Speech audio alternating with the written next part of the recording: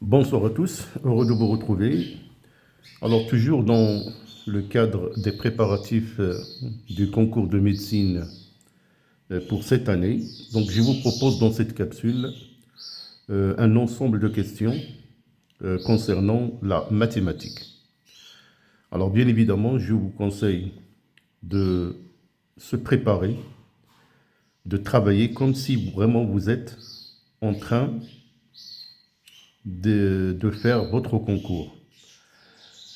Alors là, je vous propose la première question. Donc c'est le calcul d'intégrale. Donc soit l'intégrale I1 égale somme de 0 jusqu'à pi de cosinus à la puissance 3x sinus x dx.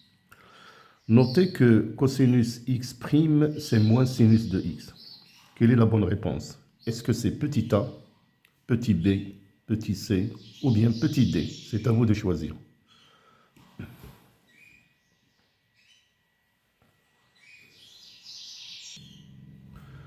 Alors la bonne réponse c'est b.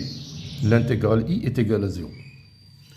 Alors, pour savoir comment, donc voilà la démonstration. Donc, I1 est égal somme de 0 jusqu'à pi de cos à la puissance 3 sinus x dx. On va remplacer sinus x par cosinus prime de x. Donc, et en principe, la primitive de cette fonction est sous forme f' multiplié f à la puissance n. Donc, sa primitive, c'est f à la puissance n plus 1 sur n plus 1. Alors, vous allez trouver, bien évidemment, en appliquant cette formule, que l'intervalle, ou plutôt l'intégrale i est égale à 0. Question Q2. Soit l'intégrale i2 égale somme de 0 vers 2 du rapport racine carrée de x plus 1 sur x au carré plus 3x plus 2 dx. Alors là, je vous ai donné quelques astuces. On pose t égale racine carrée de x plus 1. On rappelle que 1 sur 1 plus x carré dx, sa primitive, c'est la fonction arctangente de x. On vous donne aussi que 2 arctangentes de x de 2 jusqu'à racine carrée de 3, c'est 2 facteurs de pi sur 3 moins pi sur 4. Alors, quelle est la bonne réponse? Est-ce que c'est petit a, petit b, c ou d?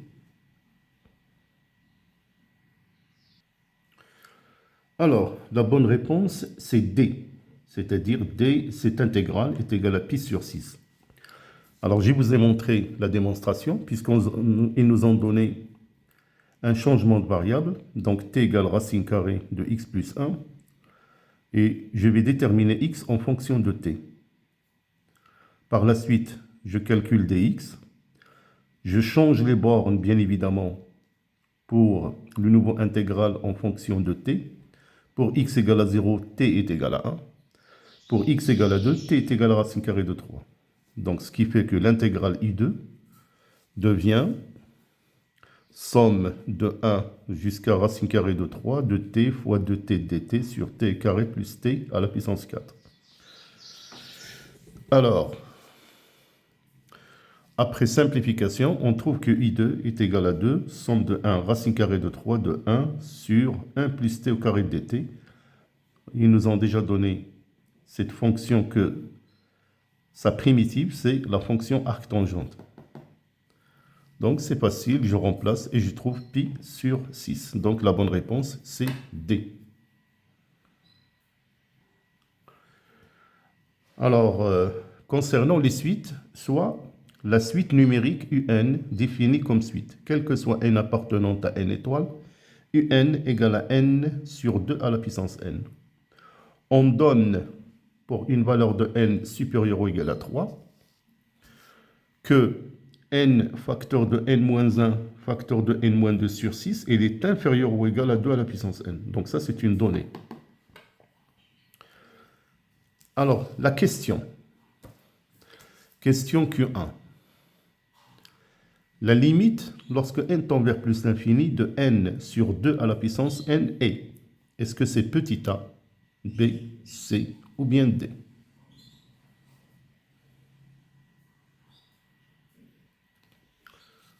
Alors, la bonne réponse, c'est C, c'est-à-dire cette limite est égale à 0. Alors, comment j'ai fait? Alors, voilà. Bien sûr, j'ai démarré mon raisonnement à partir du donné. Donc, on a cette expression qui est inférieure ou égale à 2 à la puissance n. Donc, j'essaierai de trouver toujours 1 sur 2 à la puissance n. Donc, puisque j'ai fait l'inverse du rapport, donc le signe aussi s'inverse. Donc, ce qui fait que n, je multiplie de part et d'autre par n.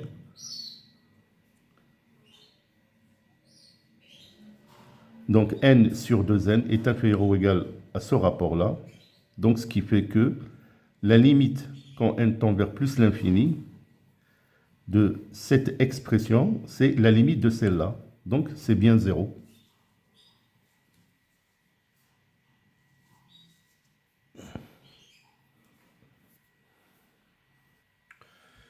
Alors, une autre question concerne les suites.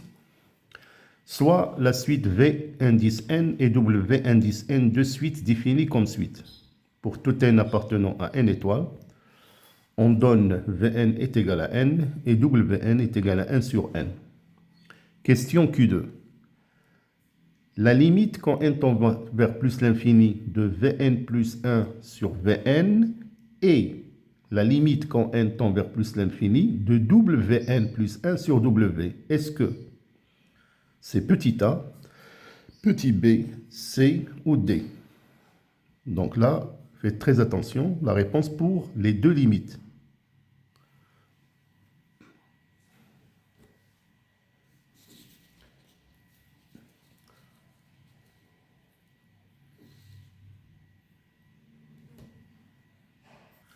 Alors la bonne réponse, c'est C, c'est-à-dire c'est 1, et la limite, autre limite, c'est 1.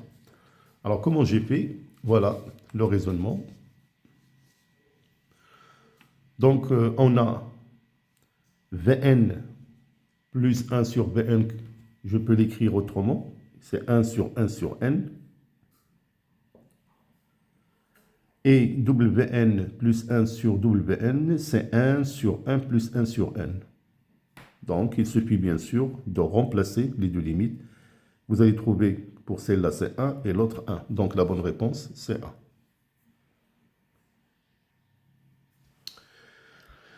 Alors, pour cette question Q1, calculez la limite quand n tend vers plus l'infini de racine carrée nème de 2 plus moins 1 à la puissance n.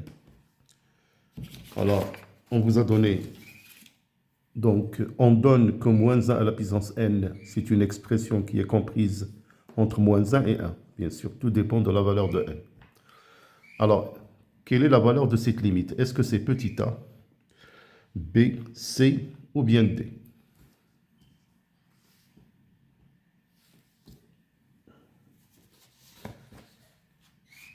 Alors, la bonne réponse, c'est petit a. Cette limite est égale à a. Alors, donc, je vous montre le raisonnement. Il est important. Donc, on a la limite quand n tend vers plus l'infini de cette expression. Et, alors, on peut écrire que racine nème de 2 plus moins à la puissance n, on peut l'écrire autrement. 2 plus moins à la puissance n, 1 sur n.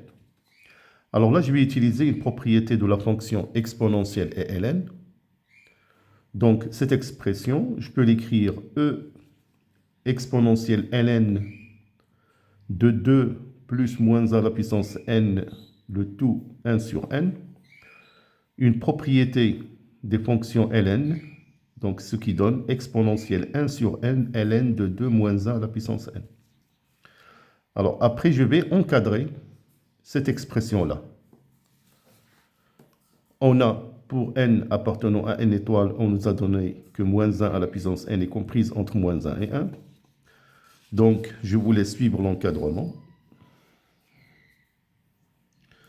Alors, vous allez tout simplement trouver que cette expression est comprise entre 1 et 3. C'est facile. Bien sûr, donc c'est une valeur qui est positif. Donc, ce qui fait que on va utiliser la propriété des fonctions ln. Donc, CA est inférieur ou égal à B tout en sachant que A est B positif. Donc, ln de A est inférieur ou égal à ln de B. C'est ce que j'ai fait ici.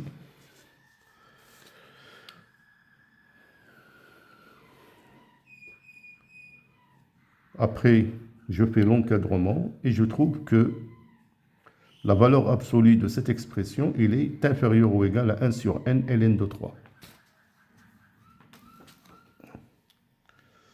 Alors, donc ce qui fait que la limite quand n tend vers plus l'infini, c'est de ln de 3 sur n, c'est 0. Alors, c'est la même limite quand n tend vers plus l'infini de 1 sur n de ln de 2 moins 1 à la puissance n, donc qui est égal à 0. Alors, donc la limite quand n tend vers plus l'infini de l'exponentielle de cette expression, c'est là, il tend vers 0, donc exponentielle 0, c'est 1. Alors, notez cette expression-là, qu'on peut écrire x, pour tout x positif bien évidemment, que x est égal à exponentielle de ln de x. Alors, question Q2. Calcul d'intégrale, i est égal à somme de 0 vers 3 de dx sur 3 plus 2 à la puissance x. Alors, on vous donne t égale exponentielle x ln de 2. Alors, quelle est la valeur de cette intégrale? Est-ce que c'est petit a, petit b, petit c ou bien petit d? Alors, la bonne réponse, c'est d. Alors, comment j'ai fait? Voilà. Donc, l'intégrale i, somme de 0 vers 3 de dx sur 3 plus 2 à la puissance x. Donc, j'ai remplacé 2 à la puissance x par l'expression qu'ils nous ont donnée. Là, voilà.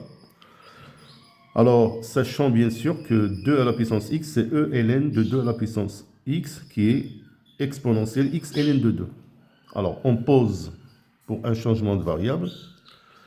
On détermine dx en fonction de dt. Là, voilà. Bien sûr, on change les bornes. Pour x égale à 0, t est égal à 1. Pour x égale à 3, t est égal à 2 à la puissance 3. Je remplace dans l'intégrale. Voilà ce que je trouve. Là, je fais une décomposition de 1 sur t facteur de t plus 3. Là, voilà. Alors, donc, i devient ainsi 1 sur ln de 2, somme de 0 vers 2 à la puissance 3 de dt sur t facteur de t plus 3, que j'ai décomposé. Donc, t prend pour cette expression-là. Et ça, ce n'est que valeur absolue de ln de t, valeur absolue de ln de t plus 3. Et puisque c'est positif, donc, voilà l'expression. Donc, vous calculez l'intégrale et vous allez trouver, c'est 5 sur 3 moins ln de 11, ln sur ln de 8. Alors, là, je vous propose une fonction, question Q3, soit la fonction f de x définie comme suite. F de x égale x au carré sur x moins 1 exponentielle de 1 sur x. Quelle est la bonne proposition? Est-ce que petit a est vrai, petit b est vrai, ou bien c est vrai? Alors, faites très attention, on pose t est égal à 1 sur x.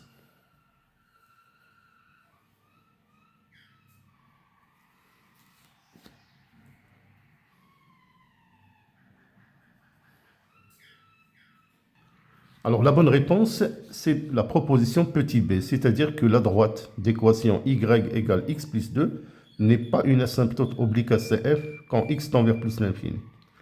Alors, pour la démontrer, voilà comment j'ai fait. Donc, je calcule la limite quand x tend vers plus l'infini de f de x moins x plus 2. Donc, ce ne sont que des calculs, je vous laisse suivre. Donc, après ici, on arrive, on fait un changement de variable. Donc, quand x tend vers plus l'infini, t tend vers 0 plus. Donc, l'expression devient ainsi, égale à moins l'infini. Alors, pour terminer, question Q4, le domaine de définition de df est-ce que c'est petit a, petit b, petit c, petit d? Donc, bien sûr, on parle du domaine de définition de cette fonction-là. Voilà f de x égale à x carré sur x moins 1 exponentielle 1 sur x. Quelle est la bonne réponse? Alors, bien sûr, vous allez tout simplement utiliser les règles de base concernant les domaines de définition. Alors, la bonne réponse, bien évidemment, vous allez trouver que c'est D. Alors voilà, donc je ne veux pas que la capsule soit plus longue, donc je vous donne rendez-vous pour bientôt. Je vous souhaite bonne continuation. D'ici là, portez-vous bien. À bientôt.